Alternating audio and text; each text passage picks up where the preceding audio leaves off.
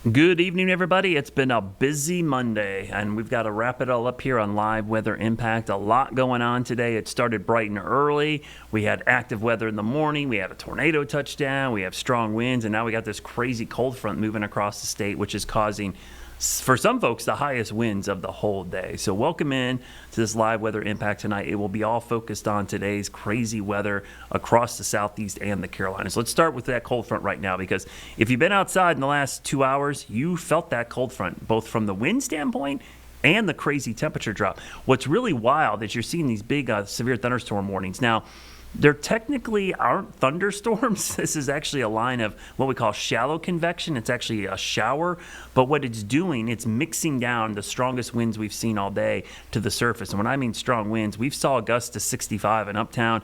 There's been quite a few other reports of 60 to 50 mile per hour range. A few have been higher, but a lot of 50 to 60 mile per hour gusts as this has been pushing off to the east. So as that front continues to move towards Raleigh, they're going to see probably the worst winds they have all day.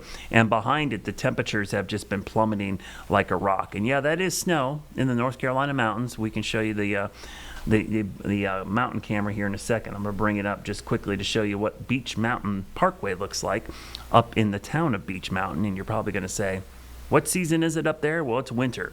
They went from this, trust me, it wasn't like this probably 3 hours ago. I think 3 o'clock. I started looking at this. It started changing over from rain to snow, and boy, the ground got covered in a hurry. So there are winter weather advisories in effect for the mountains. We had winter weather advisories, a tornado watch, a severe thunderstorm watch, and a freeze warning all at the same time in our area, which was got to be a first. I can't remember having all those at the same time. But that's March. March is a crazy month, and today is like March in a nutshell, because you just get like 3 seasons at once. So that cold front is pushing off to the east very quickly. The temperature is falling. New low temperature for the day is our current temperature. The new low temperature will be the temperature next hour, and it's going to do that all the way to midnight. These are the maximum wind gusts at the official reporting station. Just take a look at some of these. 53 at Charlotte Douglas, 48 in Gastonia, 45 Lincoln. I mean, this is a really windy day. These winds are all above tropical storm force in many locations. So you can imagine that we're seeing a lot of late day trees and power line issues. And look at the cold front. I joked at 6, like, you don't have to be a meteorologist here to figure out where the cold front is. You can see it for several reasons. One, the temperature, but look at the shift in the winds from due south to due west to due northwest. It is 66 in Raleigh. It is 50 in Salisbury and 30 currently in Boone. We started the day almost at 70 degrees, and we're back in the low 50s right now. The high was 68. The low is our current temperature, so scratch the 54. It's now 52, soon to be 51, soon to be 48. I mean, you really could just watch it fall all night, because the overnight lows, I don't know why I skipped over the overnight lows. I'll try to bring up the lows tonight. It just like jumped over it. We got to go with the coldest part first, guys. So let's show you this. Temperatures overnight in the teens in the mountains, 20s across the foothills, and 30-ish maybe in the cities. So really cold. A pretty good freeze tonight. So if your tender plants that grew early, or maybe you just got excited and put the vegetable garden in too early, you're going to have to do some major protection the next couple of nights. And tomorrow, as I jump the gun here, only upper 40s. I said during my 4 and 5, 6 o'clock shows, remember, it was 87 degrees not too long ago. We had 2 days in a row of 87. This is literally 40 degrees colder for a high temperature tomorrow in many locations. It just goes to show you how different it is compared to just a few days ago. Literally just yesterday, it was in the 70s. So freeze forecast, yeah, we've got a freeze likely tonight, a light freeze. Wednesday morning could be a hard freeze, but also the duration of the freeze has me concerned, because we could be below freezing for more than 6 hours, which causes way more crop damage than just a brief freeze. And then a light freeze likely on Thursday morning, back in the 40s this weekend. There's that cold front. It's a serious one. It blasts through here. Didn't produce as much tornado outbreak as we might have expected with this setup. I think that has a lot to do with the overnight rain and showers help stabilize things, because we had the wind shear. And if we had just had an hour of sunlight in some of these locations, I think it'd be a far different story today. Look at this range of temperatures.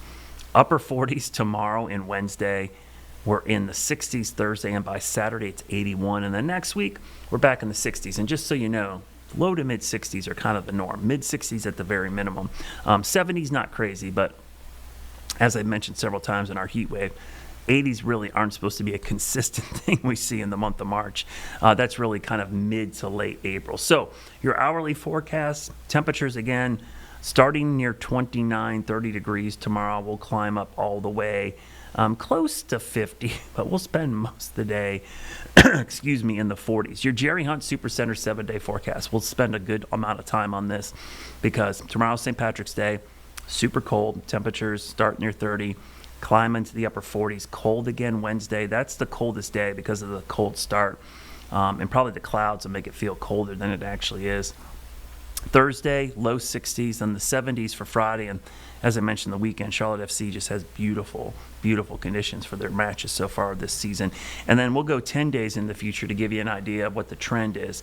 That's a little more like it. You want to flatten out a little bit more 60s and 70s. The one thing you don't see a lot of in this 10-day forecast is rainfall. I know it rained today, but it wasn't as much as many people thought. It was pretty scattered. And the fact that we could go a whole another 9 days before we see it again, probably not the greatest thing in the world for the drought. And again, it's been more warm than cold. So that's why this cold snap is going to feel so cold to many of you, because if you look at the last 31 days, I can only pick out 1, 2, 3, 4, 5, 6, 7 days below average out of the last 31. That's a lot of warm air. So that's why this cold snap is going to feel so much colder than it actually is. So coming up, after the break, we're going to talk about this wild day we've had across the Carolinas with Tim Buckley from WFMY. We'll continue to track the cold front, and we'll show you some of the other damage across the Southeast, because it wasn't just us, and you probably know this if you travel by plane. Almost every airport in the Southeast was impacted today, including Charlotte Douglas International. So stick around. We'll be right back in 2 minutes.